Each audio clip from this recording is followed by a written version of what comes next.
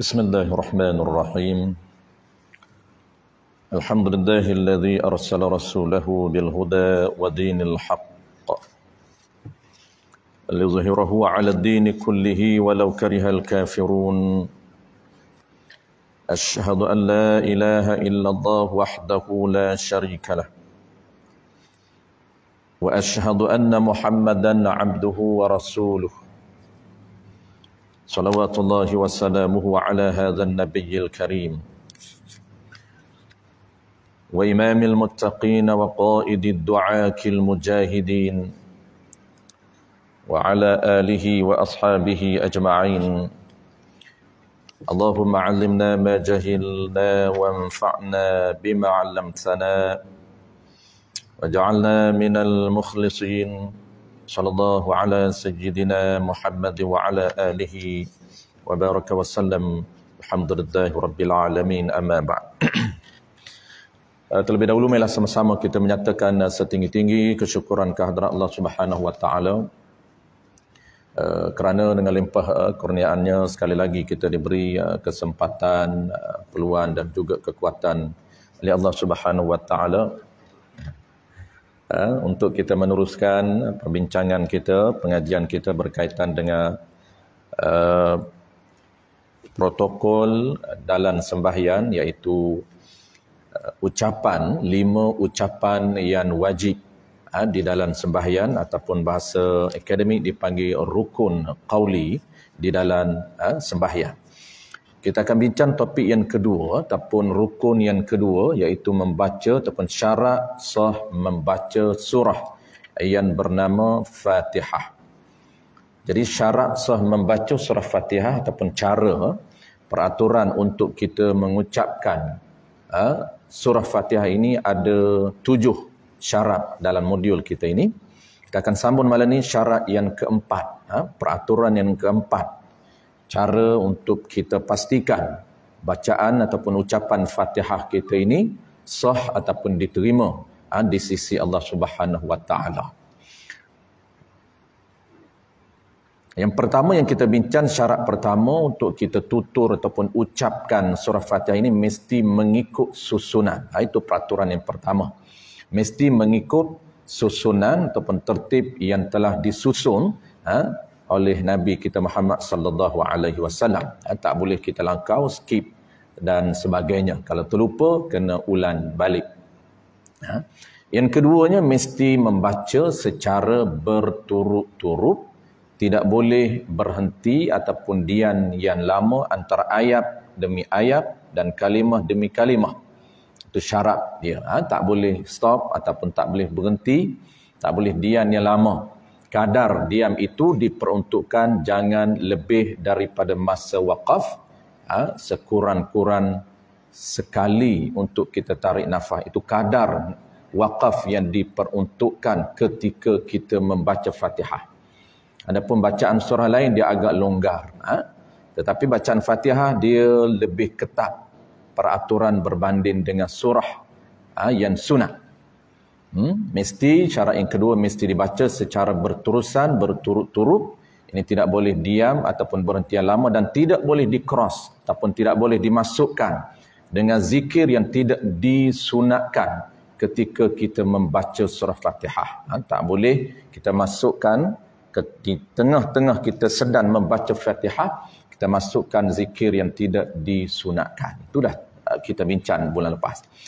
Yang ketiga juga kita bincang bulan lepas, iaitu menjaga segala huruf Fatihah mengikut peraturan ni dia. Mesti kita sebut, mesti kita ucapkan setiap huruf Fatihah mengikut makharijul huruf yang betul walaupun agak kurang tepat. Dia lebih ringan dari sudut piawaian tajwid. Kalau fiqh dia pastikan sah ini, jangan bertukar makhraj huruf walaupun standard makhraj kita tak cantik, tak tepat, tapi sah bacaan kita. Dia agak ringan sedikit dia punya standard penilaian berbanding dengan tajwid. Sambung malam ini pula yang keempat daripada 7 syarat ucapan Fatihah. Qala al-musannif rahimahullah subhanahu wa ta'ala. Yang keempatnya ialah memelihara, yakni menjaga setiap ataupun semua tasydid yang ada di dalam Fatihah sebanyak 14 tasydid. Menjaga ataupun memastikan ada tasydid, kita menunaikan huruf yang ada tasydid mesti kita tasydidkan. Huruf Fatihah tuan-puan dia ada 141 huruf ataupun 142 huruf ataupun 156 huruf mengikut cara pengiraan. Tapi asasnya ada 141 huruf. Mesti dibaca dengan betul setiap huruf, jangan kurangkan, jangan lebih huruf. Begitu juga dalam isu tasydid. Jangan tambah tasydid, jangan kurang tasydid. Pastikan cukup 14 saja. Jangan terkurang, jangan tambah tasydid. Baik. Kita nak bincang dalam Fatihah tuan-puan ada 14 tasydid. Kita nak bincang ada tempat Fatihah ini yang kita gugurkan tasydid, yang kita tak baca tasydid ataupun kita khafif, ringankan tasydid, menyebabkan batal Fatihah kita, dan ada tempat yang boleh membawa kepada bahaya kalau tidak ada tasydid. Baik. Ada dua hukum bacaan tasydid bacaan Fatihah yang tidak ada tasydid. Baik. Yang pertama, haram dan boleh membawa kepada kufur serta batal sembahyang. Ini bacaan yang tidak ada tasydid di dalam solat. Hukum yang pertama, haram dan boleh membawa kepada kufur serta batal sembahyang. Di mana? Baik.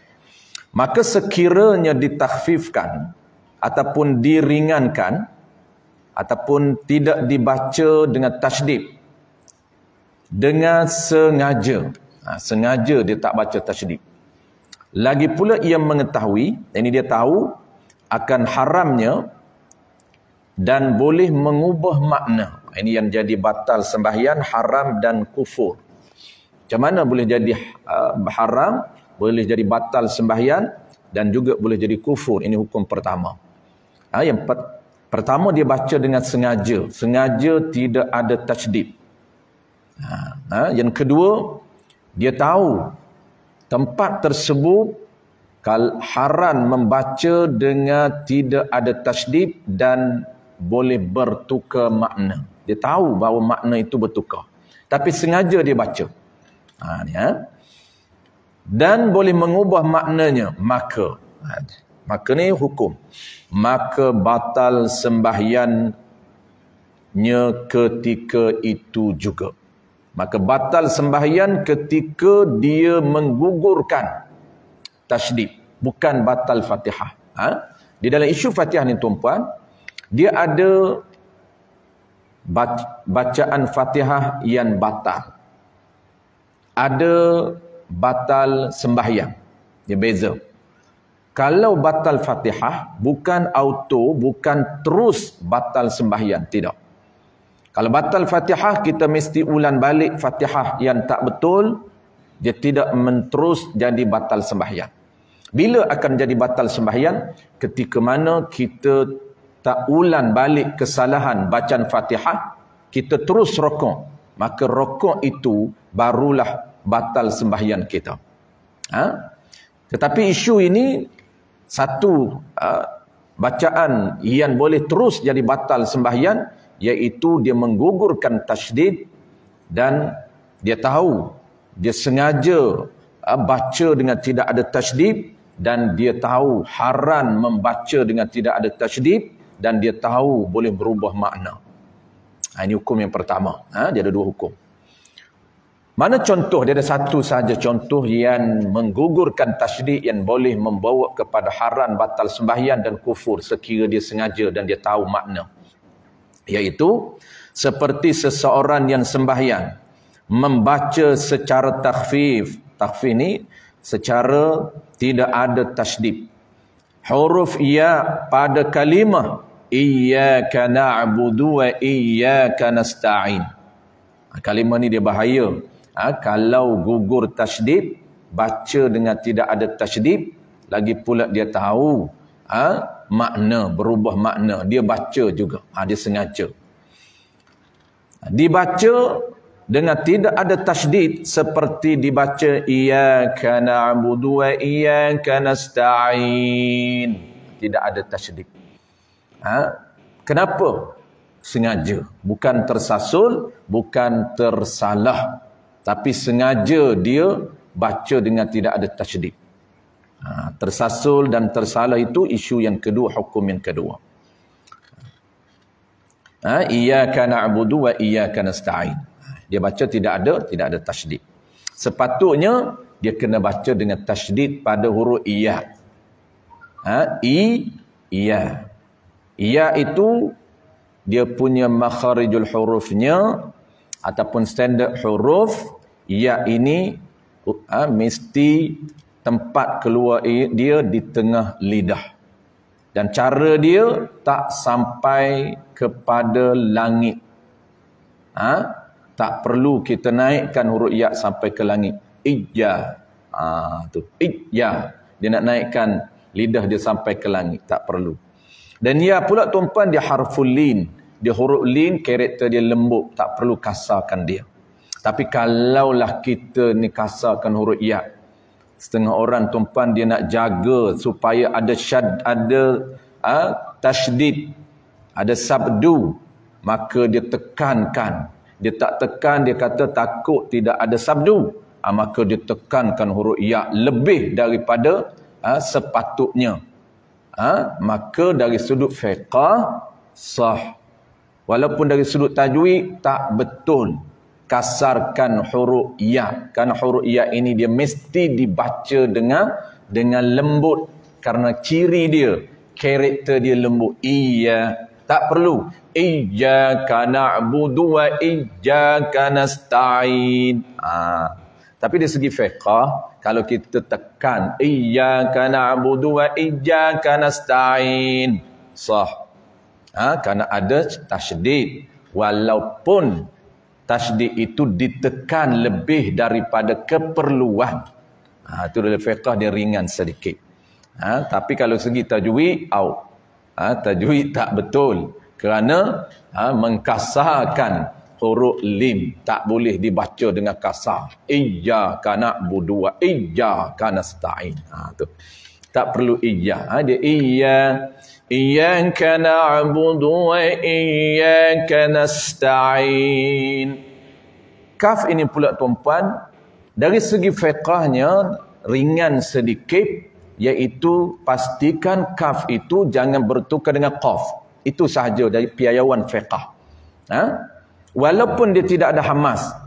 Kalau tajwid tidak ada tak keluar huruf ciri hamas, maka tak betul tajwid. Tetapi dari sudut fiqah, asalkan dia tak bertukar dengan huruf kaf, maka sah.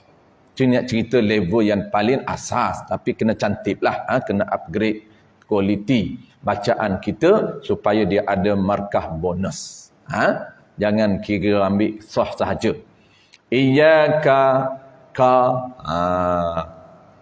iyyaka ni walaupun tidak ada ke iyyaka, dia bunyi sikit yang kuat.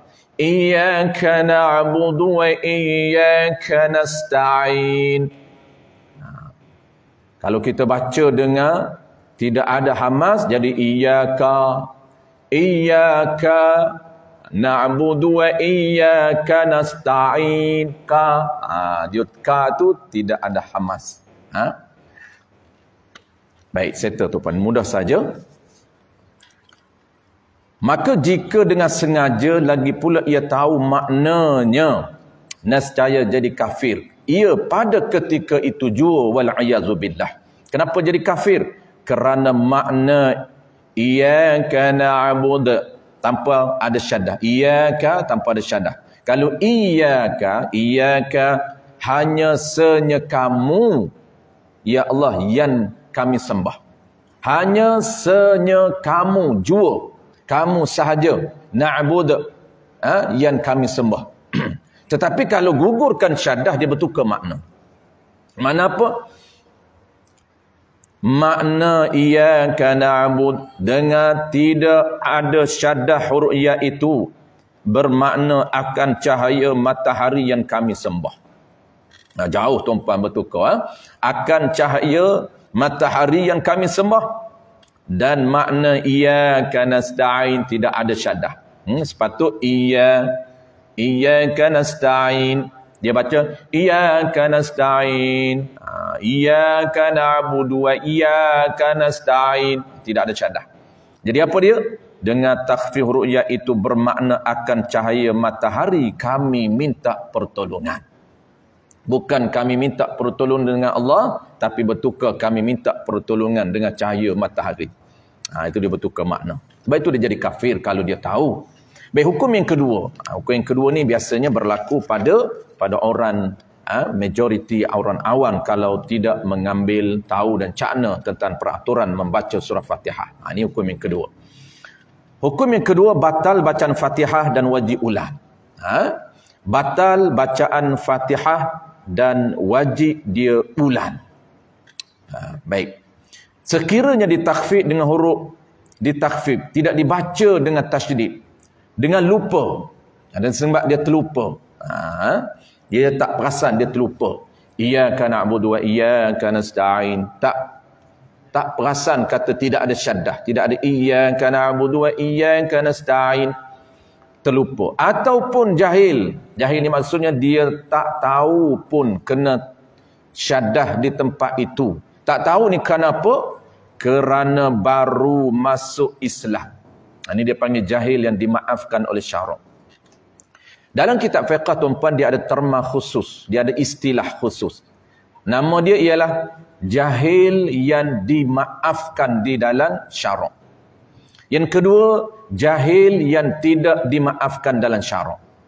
Maksud jahil ni, kesilapan dia dilakukan di dalam protokol mendirikan sembahyang itu, jahil, tak tahu kerana apa? Kerana dimaafkan. Ada yang kedua, jahil, tak tahu kesilapan dia buat itu kerana tidak dimaaf.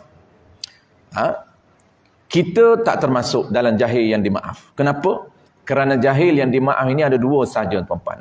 Yang pertamanya ialah orang yang baru masuk Islam. Diukur macam mana baru ini, nisbah masa baru ini, baru dan lama, diukur bermula daripada dia mengucap dua kalimah syahadat. Dia mengucap asyhadu an la ilaha illallah wa asyhadu anna Muhammadar Rasulullah. Dengan masa dia melakukan kesilapan di dalam sembahyang, dia anggap baru. Maksud baru, tak sempat untuk dia belajar. Kenapa? Kerana baru. Maksud baru tu kerana dia utamakan ilmu yang wajib terlebih dahulu. Pertamanya tuan-puan, dia punya struktur di dalam agama ada 3. Agama ni dia ada struktur dia. Sebab tu kena nak kenal agama, nak beramal dengan agama yang sempurna, kena tahu agama ini terbentuk dan terbina dengan 3 asas dan 3 sendi. Sendi yang pertama dia panggil apa tuan-puan? Dia panggil usuluddin. Tian, teras agama. Teras agama ni apa dia? Ilmu, nama dia lah ilmu mengenal Tuhan. Itu dia panggil usuluddin, teras kepada agama. Ini mesti apabila dia mengucap 2 kalimah syahadat, mesti dia kenal Tuhan dia.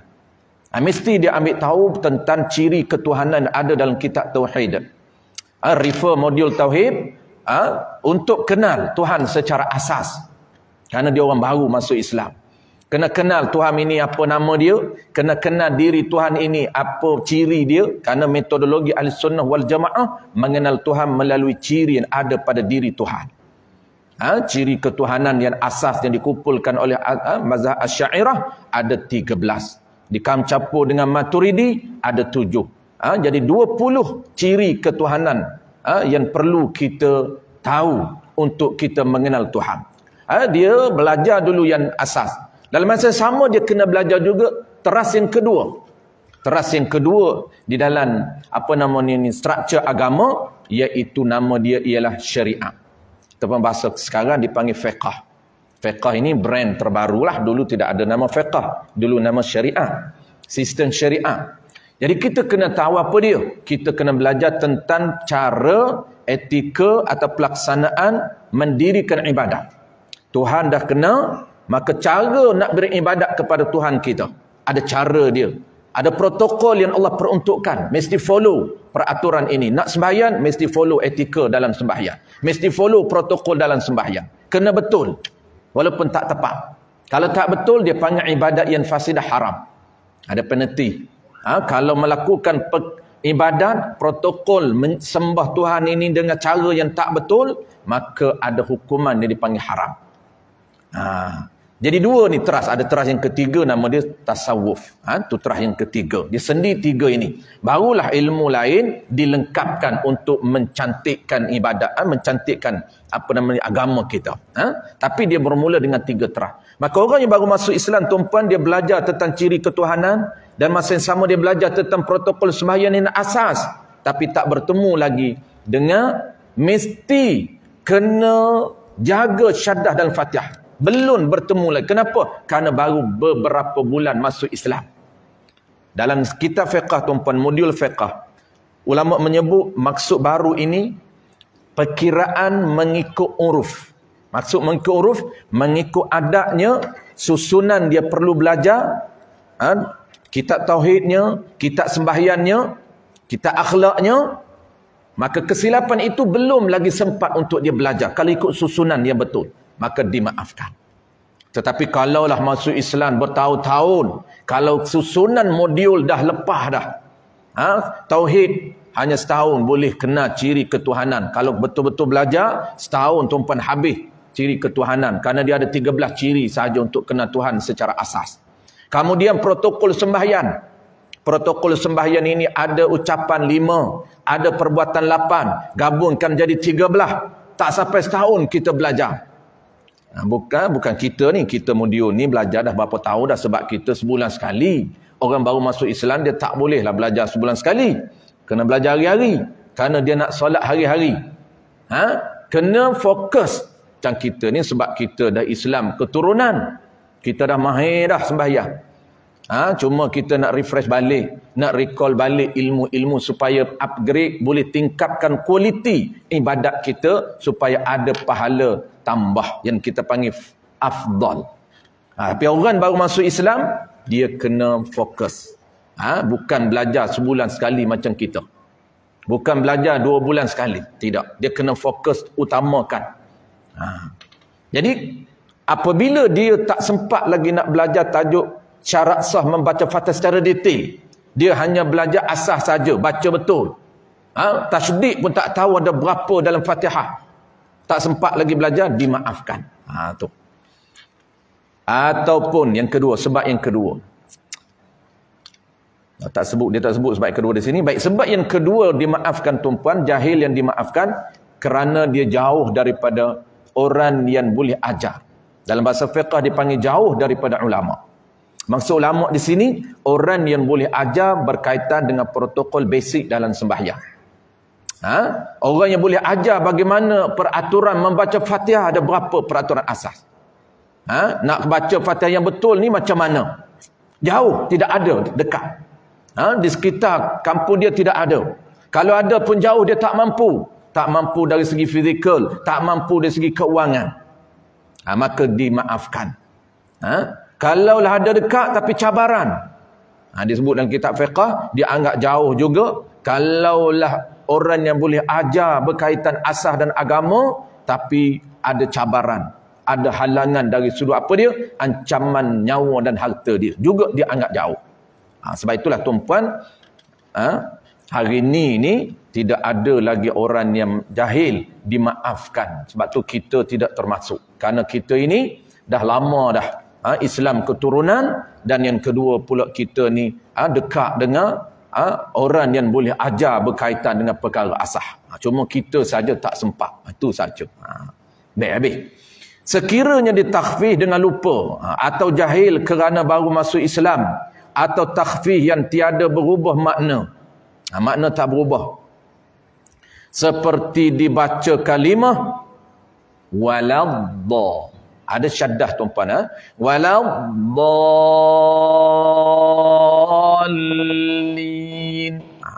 Dibaca dengan waladdallin. Lam tu ada syaddah, dia tahu. Lam dia ada syaddah, tapi dha dia tak syaddah. Waladda. Sepatut tiba-tiba dia gugurkan satu syaddah dha. Waladdallin. Kalaulah huruf dha ditukar kepada da, itu kita bincang bulan lepas. Waladda. Itu ada syaddah tapi huruf ditukar. Malam ni dia tak tukar huruf waladda, cuma dia gugurkan syaddah. Maka jawab dia, hukum, maka tiada batal sembahyang tetapi batal bacaan Fatihah, wajib ulang. Kalau dia kata waladda, tidak ada waladda, maka wajib ulang. Tidak batal Fatihah dia. Tak batal Fatihah, tidak batal sembahyang, hanya batal bacaan Fatihah. Apabila batal bacaan Fatihah, dia kena ulang balik. Maka di sini kena tahu hukum tuan-puan. Nak ulan waladda ataupun ulan mula bismillahirrahmanirrahim balik. Jawab dia tuan-puan, kalau batal Fatihah dengan sebab kesalahan ucapan. Kesalahan ucapan itu sama ada makharij yang salah, tempat bertukar makhraj dia, ataupun kita kesalahan pada syaddah, tidak ada syaddah, kesalahan pada bacaan, maka wajib ulan. Tak perlu ulan mula bismillah balik, tetapi ulan kalimah yang salah. Tak perlu ulan siratal ladzina an'amta, tak perlu ulan bismillahirrahmanirrahim, alhamdulillah sampai waladdah, tak perlu. Cuma afdalnya siratal ladzina, ayat mula ayat. Tetapi ada satu isu, ada satu hukum, kalau kita silap pada mualat yang kita bincang peraturan bulan lepas. Peraturan yang ketiga, membaca Fatihah mesti dibaca berturut-turut. Jangan berhenti dengan kadar masa yang lama, dan jangan cross dengan zikir yang tidak disunatkan. Kalau kita cross dengan zikir yang tidak disunatkan, ataupun kita berhenti lama, tidak ada hajat, maka dia putus mualat, batal Fatihah, ulan balik. Nak ulan di mana? Kena ulan bismillah. Kenapa? Apa beza pula dengan kesilapan bacaan? Beza dia, kalau silap baca bacaan, hanya ulan tempat yang silap. Tapi kalau putus mualat, maksud putus bacaan yang mesti bersambung, jangan berhenti, kena mula awal balik. Itu cara dia. Kalau tak tak kena ulan tempat dia, tak sah Fatihah. Contohlah dia berhenti lama. Berhenti lama bukan kerana lupa. Kalau kerana lupa, hajam. Ar-Rahmanur Rahim. Lama berhenti. Sepatut dibenarkan untuk wakaf. Kenapa berhenti lama? Adakah ada hajat? Maksud hajat yang dibenarkan seperti lupa. Tu boleh. Lupa ni, lepas Ar-Rahmanur Rahim, Maliki Yaumiddin tu tak datang. Maliki tu dia tak ingat. Ar-Rahmanur Rahim, tak ingat ayat. Ulang balik. Ar-Rahmanur Rahim. Senyap lama. Kenapa senyap? Kerana lupa. Ayat apa yang nak disambung? Itu boleh dibenarkan berhenti lama kerana ada hajat. Tapi isu yang kita nak cerita, kalau berhenti saja, tidak ada hajat pun, ataupun ada hajat yang tapi hajat itu tidak dibenarkan oleh syarak. Seperti hajat apabila berhenti Ar-Rahmanur Rahim, teringat sekejap lagi ni nak plan kat mana, sekejap lagi ni nak pergi mana ni, sekejap lagi ni nak singgah kedai mana, nak mengetai di mana. Jadi lamalah lebih dia duk layan syaitan punya idea ni, dia duk layan lama, maka itu tidak dibenarkan. Kenapa? Kerana lama berhenti yang tidak dibenarkan hajat. Maksudnya ia hajat juga, tapi itu hajat diri dia yang tidak ada kaitan dengan sembahyang. Kena ulang balik. Kena ulang di mana? Kena ulang Bismillahirrahmanirrahim, sebab dia putus mualat yang ni berturut-turut. Mesti dibaca berturut-turut. Ataupun lupa. Lupa sama. Lupa ni kita memang tak jadi isu lah tuan-puan. Lupa ni kita jarang. Tak jadi isu. Cuma ada jaran-jaran terlupa. Kalau ada jaran-jaran terlupa, dibenarkan untuk dia berhenti lama ingat ayat apa ni. Baik.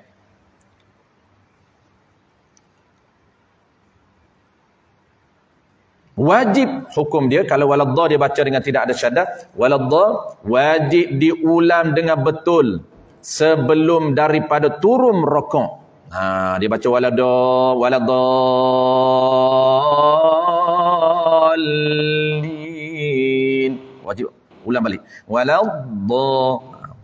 Sekira tiada ulang lafaz yang salah tersebut, nascaya batal sembahyang dengan turun kepada rakaat. Bila batal sembahyang? Apabila dia turun rakaat. Bila rakaat tu baru batal sembahyang. Baik, kita dah insya Allah. Sekali lagi, adapun ditasydid huruf yang tiada tasydid seperti dibaca. Ini isu dia last sekali tuan-tuan. Last sekali, kita sebut tadi formula asas dia, kalau huruf kita jaga cukup huruf, jangan tambah huruf, jangan lebih huruf. Begitu juga tasydid. 14 tasydid ini jangan tambah tasydid, jangan kurang tasydid. Kena cukup ngam-ngam 14 tempat, jangan tambah. Apa isu kalau dia tambah tempat yang tidak ada tasydid? Adapun ditasydidkan huruf yang tiada tasydid. Huruf tu tak perlu baca dengan tasydid. Seperti dibaca tasydid huruf mi pada bacaan Bismillahirrahmanirrahim. Bismi ni tuan-tuan, mi itu dia tidak ada tasydid. Apa hukum kita tasydidkan huruf mi? Ada orang baca Bismillahirrahmanirrahim. Bismillahirrahmanirrahim. Dia tekan pada mi untuk mentasydidkan. Dia masuk sabdu atas tu. Asal dia Bismillahirrahmanirrahim. Rahmanirrahim. Ada tasydid. Dia Rahmanirrahim, okey, cantik. Memang ada tasydid. Dia jaga.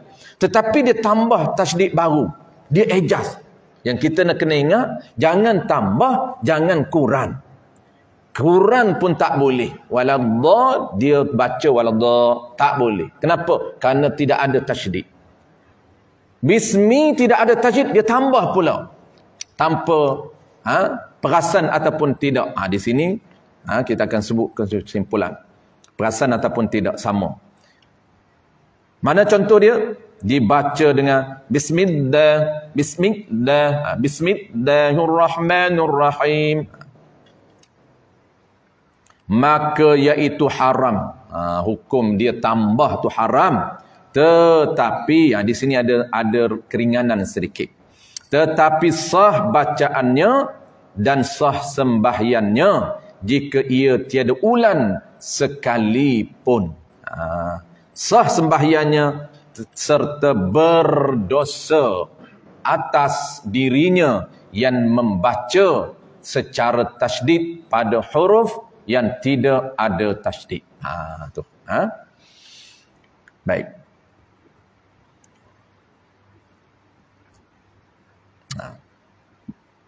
Jadi nak mengelakkan daripada haram, tuan-tuan, dia kena ulan balik. Ulan balik. Cuma isu dia, last sekali kita nak sebut sebelum nak jawab soalan sikit, tuan-tuan. Isu dia, kalau sekiranya dua hukum tadi dah settle. Ni yang ketiga, hukum ketiga. Yang praktikal dengan kita. Sekiranya kita baca tanpa tasydid ataupun tambah tasydid dengan kita tak perasan. Sebab apa tak perasan?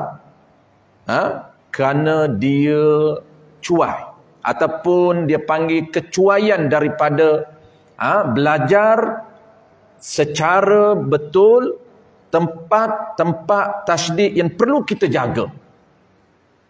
Menyebabkan dia tambah tasydid. Dia tambah tasydid ataupun dia kurangkan tasydid dan dia meneruskan bacaan yang silap itu. Jawab dia tuan-puan, hukum dia haram dan tak sah sembahyangnya.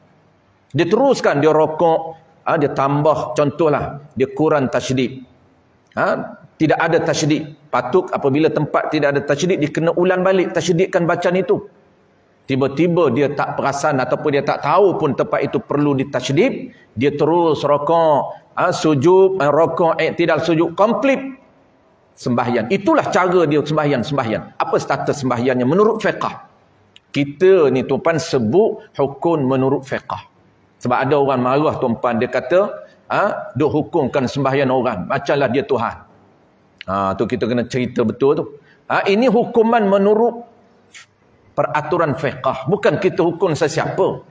Ada orang dia marah tuan-puan, geng-geng netizen dia komen dalam apa nama ini, dalam talk kita ataupun dalam ceramah kita, apabila kita kata orang yang baca dengan bacaan yang tak betul makhraj, bertukar makhraj daripada huruf kaf ke huruf qaf, Allahu akbar, bertukar kaf ke qaf, status dia tak sah bacaan takbiratul ihram, menyebabkan dia mesti ulang balik solat dia. Maka ada netizen mengatakan dia pandai menghukumkan sembahyang orang tak sah, seolah-olah dia Tuhan, sedangkan Allah ini Maha Pengampun, Maha Pemurah. Dia cari alasan tak nak belajar. Marah dia rupanya. Boleh jadi makan cili lah kot.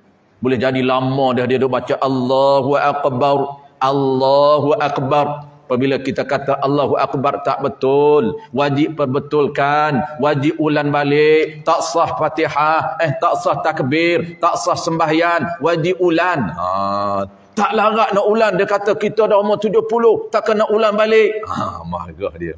Baik, jawab dia tuan-puan, kalau tak perasan ataupun kerana tak tahu dengan sebab kecuaian kita, maka tidak sah bacaan itu. Melainkan kita sedar. Nak sedar kena tahulah tuan-puan. Sedar tersilap ni Allahu akbar, kita iadah repeat balik. Repeat balik. Ini tak menjadi haram. Kenapa? Kita tersalah. Kita belum rokok, kita ulang balik. Tapi isunya orang yang tak tahu ni tuan-puan, dia sangkakan Allahu akbar itu betul. Dia teruskan sembahyangnya. Itu bahaya bagi orang yang tak tahu, yang tidak dimaafkan. Wallahu a'lam tuan-puan. Baik, sebelum kita break, satu soalan. Nak tanya, ada imam Jumaat yang baca Fatihah tidak fasih. Sa disebut sin. Macam mana tu? Baik. Adakah sah sembahyang Jumaat? Isu dia sembahyang Jumaat. Baik, sama saja sembahyang mana-mana pun, lebih-lebih lagi Jumaat bahaya lagi. Sebab Jumaat dia kena ulang balik. Sembahyang lain pun kena ulang.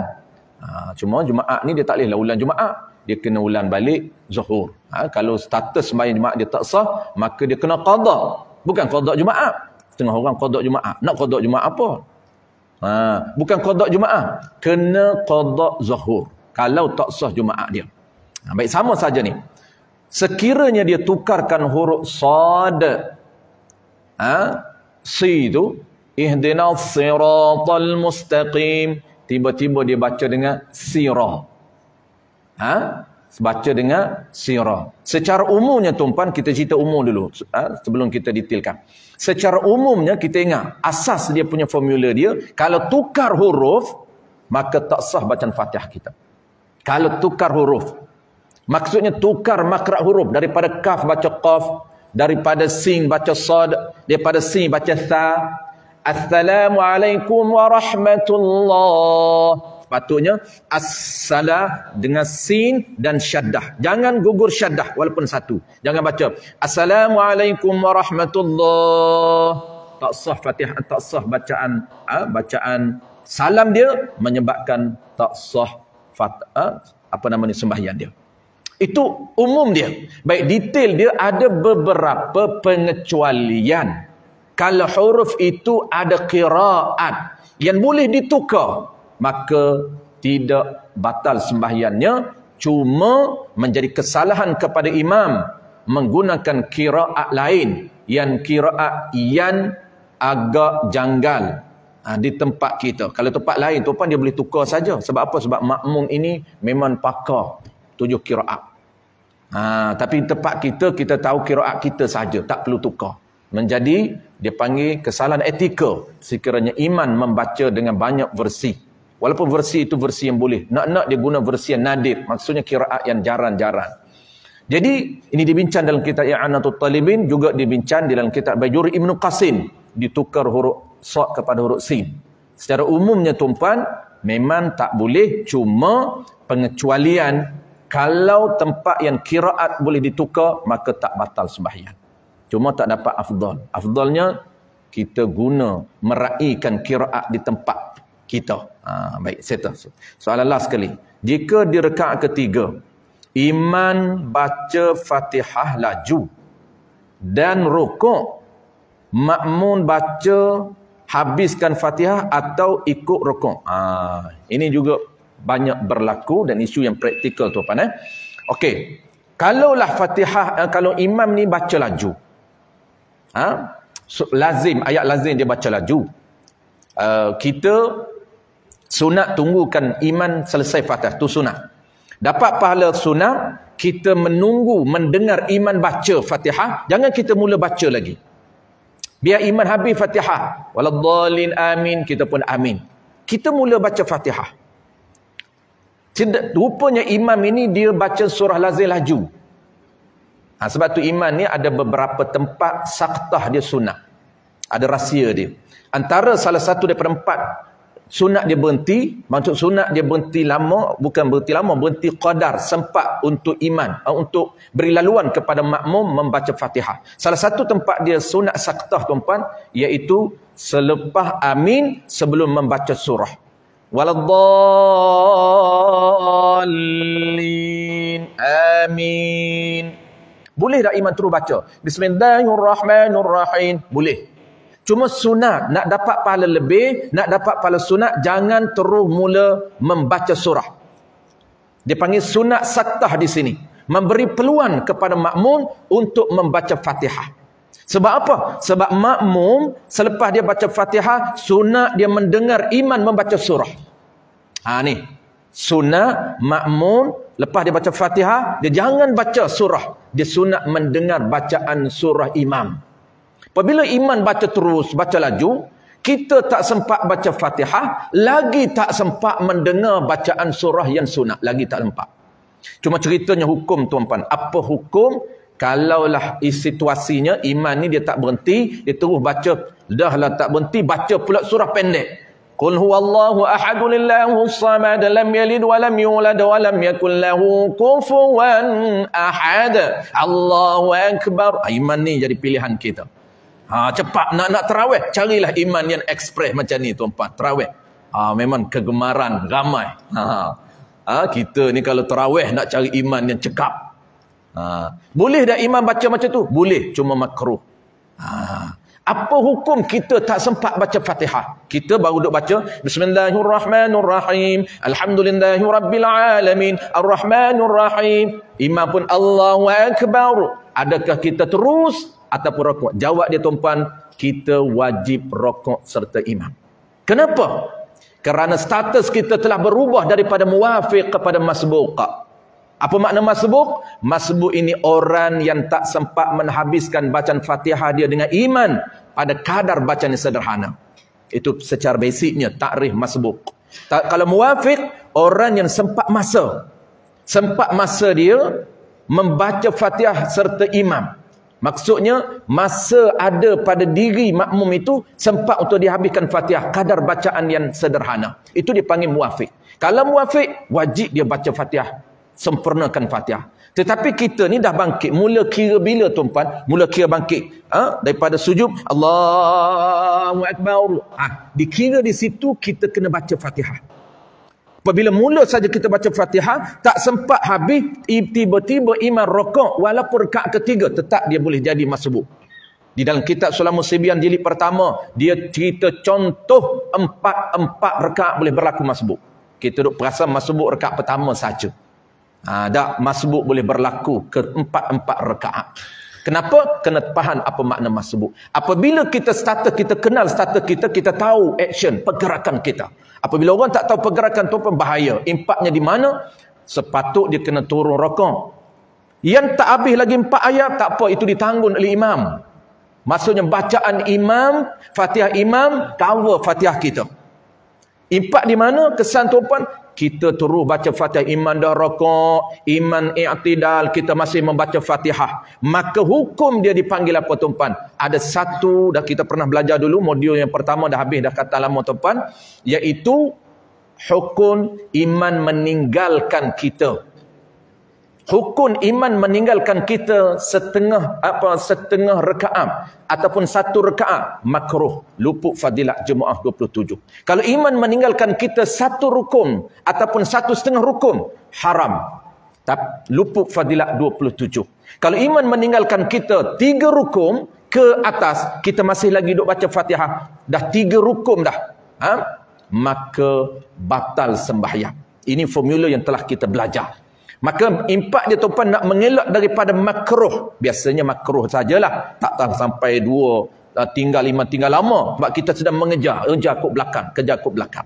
Jadi tuan-puan, ingat, kita kena kenal status kita supaya kita tahu action, kita tahu apa perlu aku buat. Apabila kita tahu status aku masbuk, terus saja rukuk.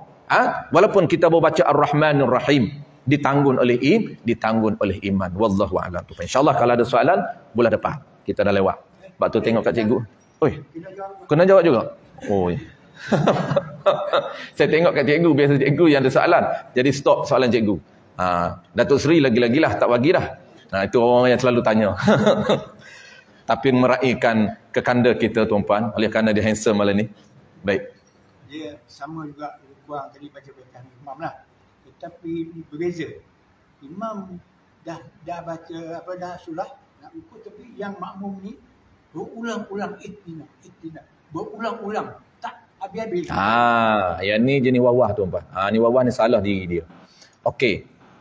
Jadi ketinggalan dengan sebab ihdina. Okey. Kalau ketinggalan dengan sebab was-was tuan-puan, tetap menjadi kesalahan dia. Dia ada juga yang kita pernah bincang dulu, ada 13 isu di dalam fiqh, 13 kes dalam fiqh yang dibenarkan oleh syarak untuk ketinggalan 3 rukun. Ada 13 saja, mudah nak ingat. 13 isu ini dia dibenarkan iman tinggal kita sampai 3 rukun yang panjang. Boleh follow lagi. Tak makruh. Tetapi adakah dia lambat follow iman dengan sebab wahwas? Adakah dibenarkan? Jawab dia tidak dibenarkan. Kalaulah dia iman dah siap baca surah lazim, iman rokok dia duk main ihdina. Kenapa duk tak jadi? Betul tak? Dia ni orang belajar tajwid tuan-puan, tak confident, ulang balik. Ni orang baru belajar ni bahaya juga. Sebab dia nak perfect tuan-puan, tak berapa jadi ni, tak keluar daripada tempat yang elok ni. Berapa kali tak tahulah. Iman dah rokok, iman dah i'tidal, dia dah lagi. Iman sujud, dia dah lagi. Ingat, dia tidak dimaafkan pada 3 rukun. Kalau 3 rukun dia masih lagi jawab dia batal sembahyang. Kenapa? Kerana dia tidak dimaafkan, kesalahan dia ini tidak dimaafkan sehingga 3 rukun yang panjang. Dia agak complicated sedikit isu 13 ini tuan-puan. InsyaAllah kalau ada masa habis modul ini, last kali bila-bila kita akan baca 13 kes di dalam sembahyang jemaah yang dibenarkan untuk ketinggalan sehingga 3 rukun yang panjang. Pengiraan 1, 2, 3 kita akan ulang akan datang. Dan pernah kita bincang dulu bagaimana cara nak kira. Iman tinggal kita 1 rukun, iman tinggal kita 1/2 rukun, iman tinggal kita 2 rukun, iman tinggal kita 2/2 rukun, dan iman tinggal kita 3 rukun ke atas. Bagaimana cara pengiraan? InsyaAllah akan datang. Wallahu a'lam. Bismillahirrahmanirrahim. Alhamdulillahirabbil alamin wassalatu wassalamu ala asyrafil anbiya'i wal mursalin wa ala alihi wa ashabihi ajma'in. Allahumma faqihna fid din wa 'allimna ta'wil waj'alna minal ulama'il 'amilin waj'alna minal mukhlisin. Wa sallallahu ala sayyidina Muhammad wa ala alihi wa baraka wa sallam. Walhamdulillahi rabbil alamin.